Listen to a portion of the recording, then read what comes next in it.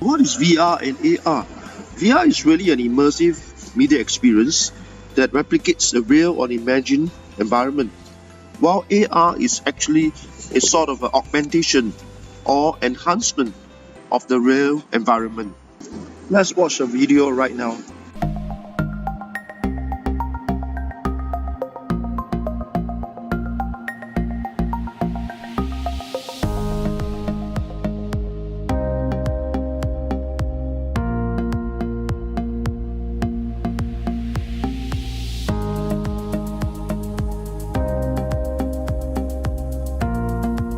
Affordances of VR in education can be summarized through this framework, whereby VR can help students to construct learning and avoid 2D imagination-caused spatial misunderstanding that is often present when students look at just textbooks.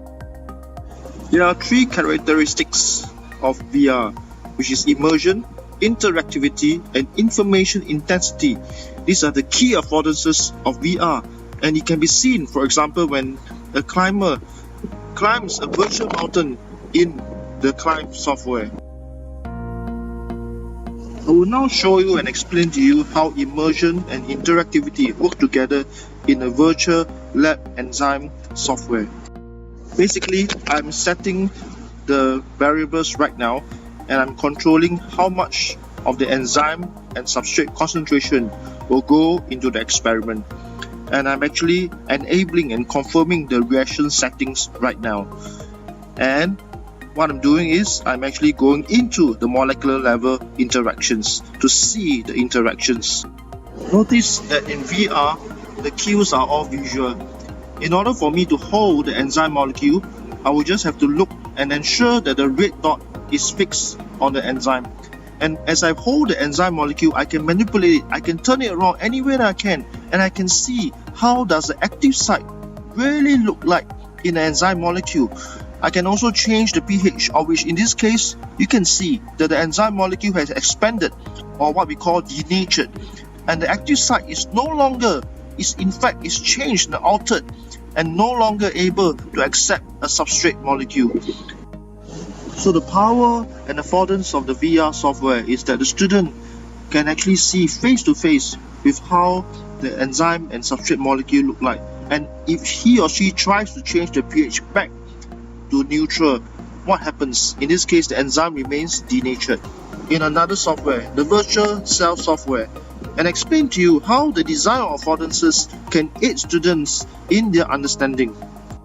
You can see by lifting up my left hand, I can immediately see a menu whereby I'm able to assess and decide which part of the cell that I don't understand, be it the cell membrane, be it the Golgi body or mitochondria, that I like to find out more by looking at the structure. So right now, the student is assessing and seeing the cell membrane in 3D, and he or she is really moving the structure around to see the different components such as proteins, carbohydrates that are present in the cell membrane. And this will help them to understand better how the cell membrane works.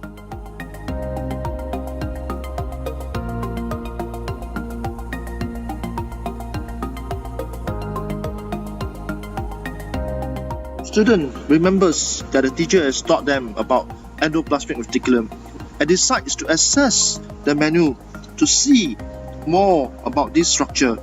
So as a student brings up this structure, he or she can see that there are many folds. He can also see that there are structures like ribosome, and the students can then wonder what and how do these molecules work together to enable them to work as protein processing sites.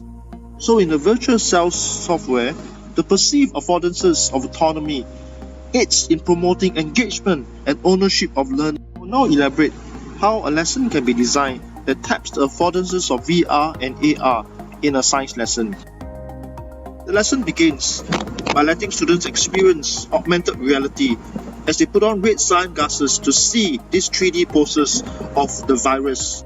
Engaging the students will set the lesson context, because students will then understand the difference between viruses and cells and why the SARS coronavirus is so deadly.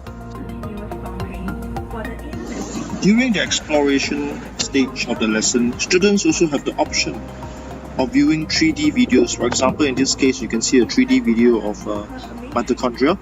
And students who are interested in this particular cell organelle can find out more. They have to put on the 3D polarizing glasses, and this is basically augmented reality. So you see that students are able to have the autonomy to interest and to see where they want to find out more about which part of the cell.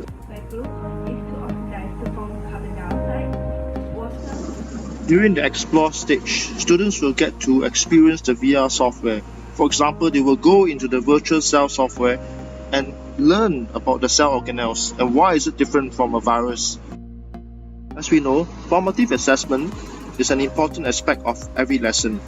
We need to know how students learn, and that is how students will then show what they have learned about viruses and cells through the AR and VR software.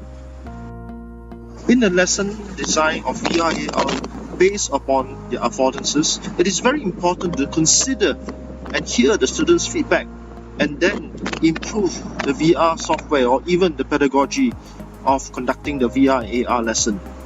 I will now touch briefly on the development of technical affordances, particularly with respect to the hardware, because really there are many factors that will affect the usability of VR software.